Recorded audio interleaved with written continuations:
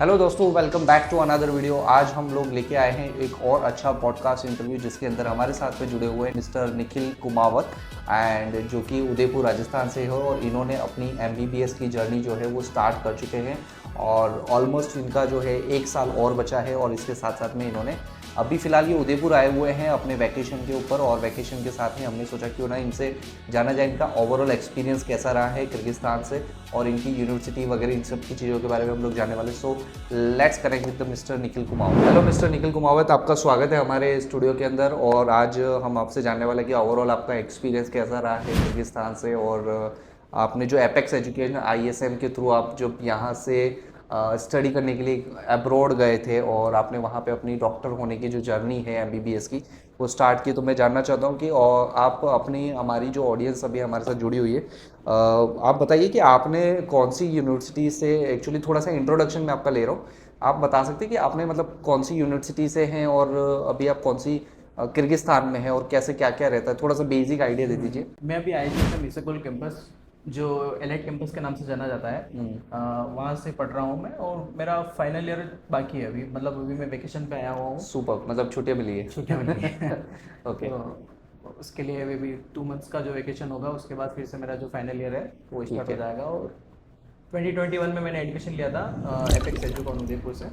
Okay, जैसे आप वहाँ पर गए थे तो आप यहाँ से जाने से पहले की जो एक थोड़ी सी जानकारी अब मैं ये लेना चाह रहा हूँ कि जब आप एपेक्स के थ्रू जुड़े थे तो आप एपेक्स को कैसे जानना हुआ आपका?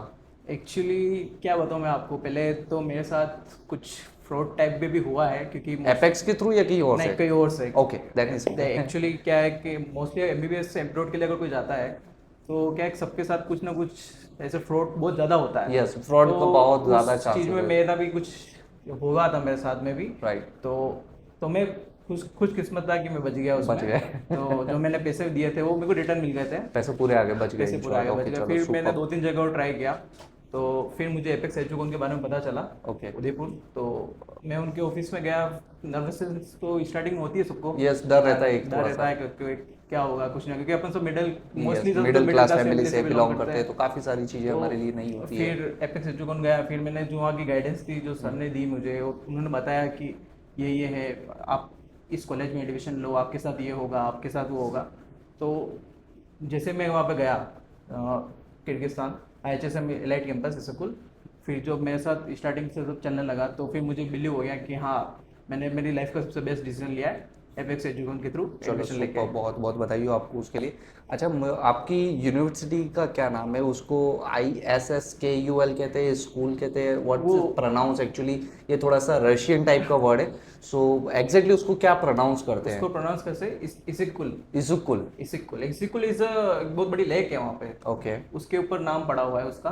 ओके। जगह का इसिकुल और रीजन है वहाँ का एक। ओके, सो तो यहाँ वहाँ पर पे हमारी हमारा इंडियन एम्बेसी है। इंडियन एम्बेसी बिश्केक में है, जो 200 किलोमीटर ही है वहाँ से। ओके। तो वहाँ वहाँ पे इंडियन एम्बेसी भी है और फिर जो हमारा कैंपस है elite campus Right. School IHSM, तो वहाँ पे मेरी स्टडी चल रही है। ओके, सो अभी आप जैसे वहाँ से वैकेशन पर आए हो इंडिया में, ठीक है?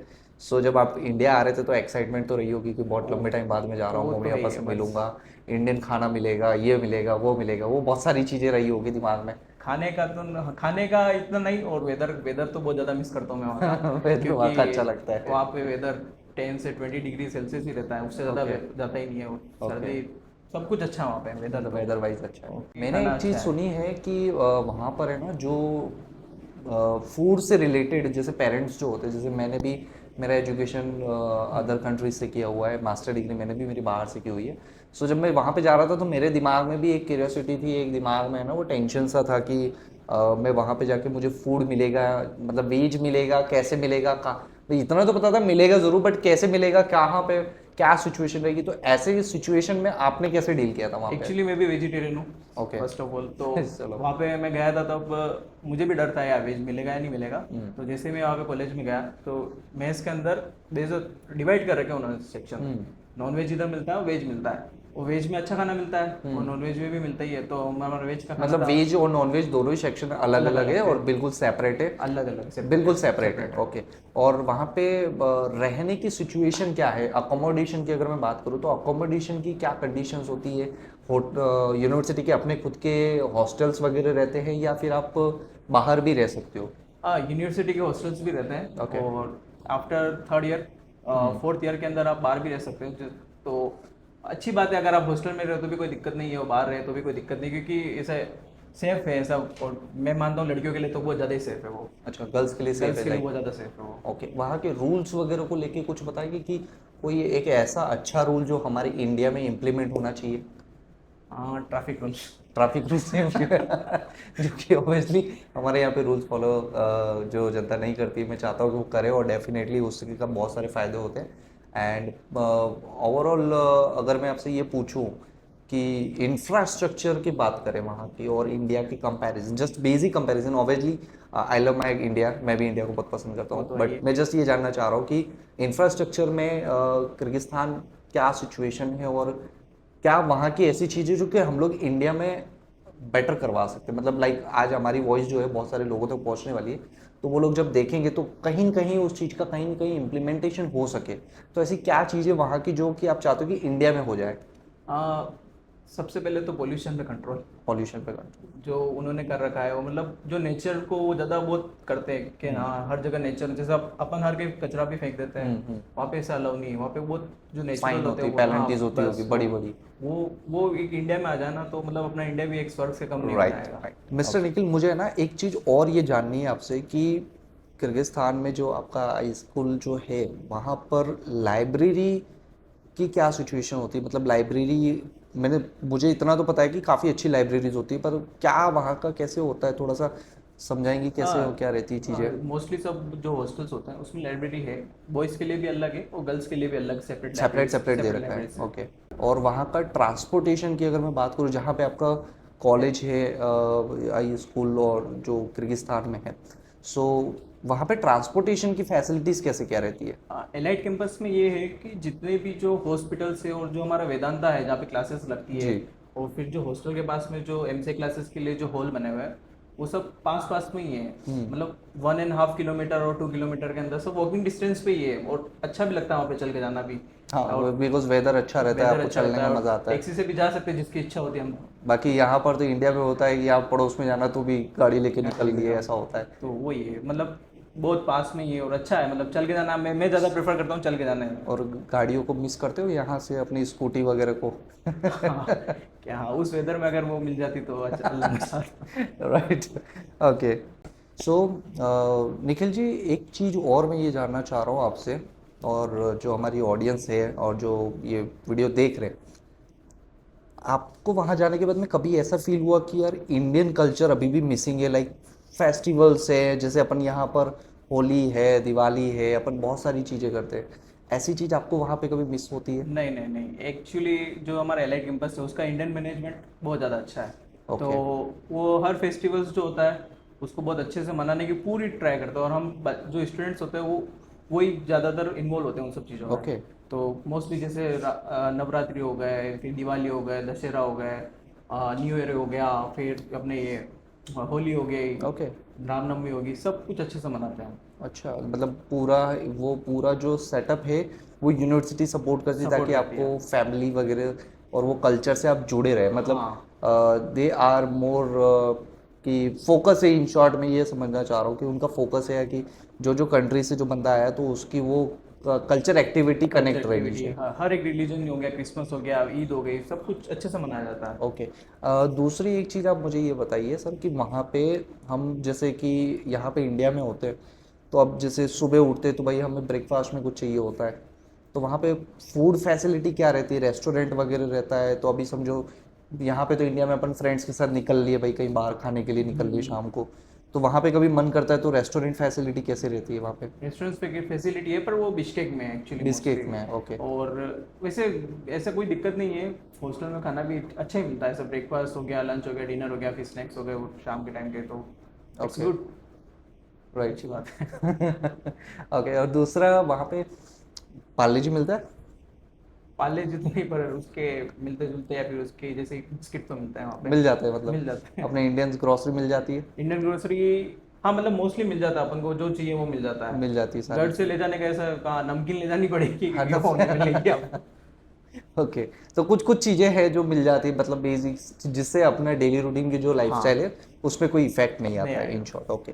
दूसरा वहाँ पे ऐसा क्या चीज़ है जो आपको बहुत ज़्यादा अच्छा लगता है, और एज अ मेडिकल स्टूडेंट, जैसे कि आप यहाँ से वहाँ पर गए तो आपने जब जाने का प्लान किया था तो ऑब्वियसली आपने भी कंपैरिजन किया होगा कि इंडिया वर्सेस किर्गिस्तान में जा रहा हूँ, तो इंडिया ना चूज़ करके ना आपने वो कंट्री क्यों चूज़ की, मैं ये जानना चाहूँ। एक्चुअली मैं मिडिल क्लास फैमिली से बिलोंग करता हूँ, तो सभी कंडीशन जानते हैं मिडिल क्लास फैमिली का क्या रहता है। राइट।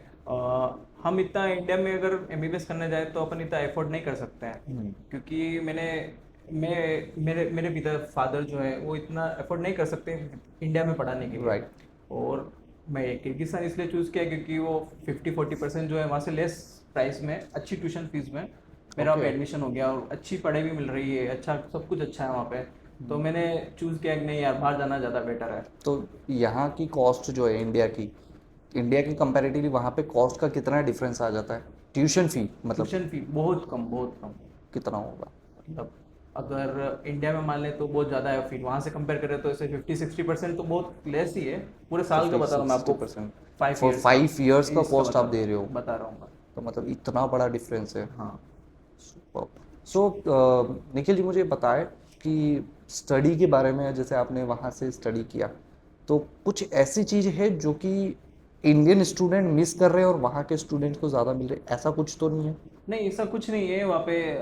फर्स्ट ईयर से जो जाता है तो एमसीए क्लासेस जो एफएमजी के लिए होती है, FMGC, ओके। एफएमजी के एग्जाम के लिए जो एमसीए क्लासेस होती है वो रेगुलर चलती है हमारी फर्स्ट ईयर से। ओके, तो और उसकी अच्छी प्रिपरेशन फैकल्टीज़ होती है। जो होती है वो फैकल्टीज़ वहीं के होते हैं या फिर कोई नहीं नहीं, दूसरी कंट्री? वो अपनी इंडिया से आती है, अच्छी इंडिया से यहाँ से वहाँ पे पढ़ाने के लिए आते पढ़ाने हैं? जाती है। जो अच्छी जो कोचिंग्स होती है, जो इंडिया में एफएमजी की कोचिंग कराते हैं, जी। उनके जो टीचर्स होते हैं वो आते हैं, पढ़ाते हैं हमें।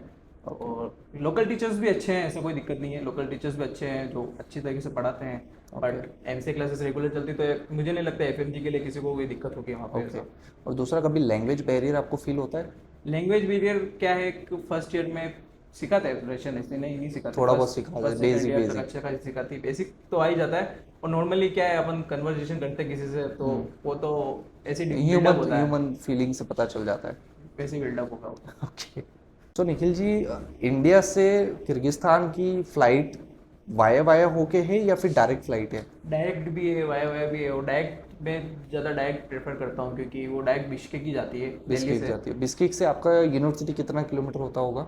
बिश्केक से 200 किलोमीटर, ये तो वहाँ पे रोड्स आर फ्री, इतना ट्रैफिक नहीं होता है तो हम जल्दी पहुँच जाते हैं। अच्छा, 3-3 साढ़े 3 घंटे में तो आप पहुंच आराम जाते से 3-4 घंटे में तो हो? ओके। आराम से।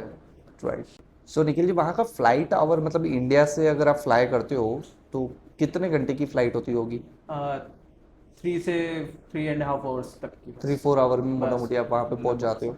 कभी ऐसा वहाँ पे जाके इमिग्रेशन में कभी कोई तकलीफ हुई? नहीं नहीं नहीं, वीज़ा है अपने साथ, और इसे पूरा जो अपनी यूनिवर्सिटी है उसका साथ होता है तो कोई दिक्कत नहीं है किसी भी चीज़ में। और एपेक्स का साथ है, ISM का सबका साथ है, तो सबका फिर वैसे सबका ही सबका साथ। सबका भला हो रहा है।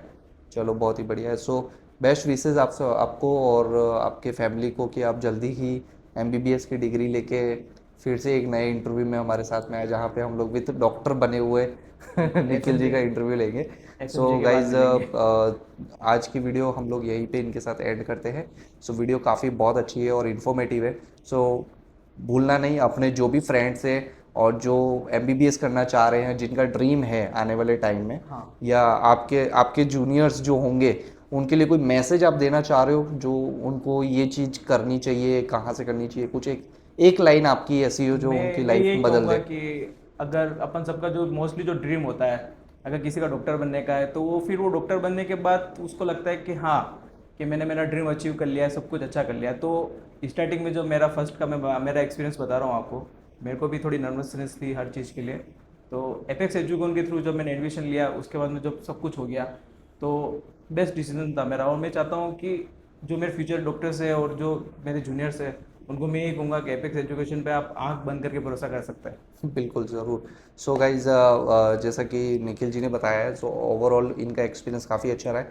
सो आप में से भी जो भी लोग जाना चाह रहे हैं या आप इंटरेस्टेड है, तो आप इमीडिएटली नीचे दिए हुए नंबर पे कांटेक्ट करें, एक बार बात करें। बात करने से सॉल्यूशन ज़रूर आएगा। अगर आप कहीं पे स्टक है और कोई भी चीज़ का कन्फ्यूज़न भी हो रहा है, तो एपेक्स जो है वो one and only single place ऐसा है जहाँ पे आपको सारी चीज़ों का सॉल्यूशन मिलेगा और आपके हर एक क्वेश्चन का आंसर मिलेगा। ठीक है, सो आज की वीडियो को यहीं पे एंड करते हैं। Thank you.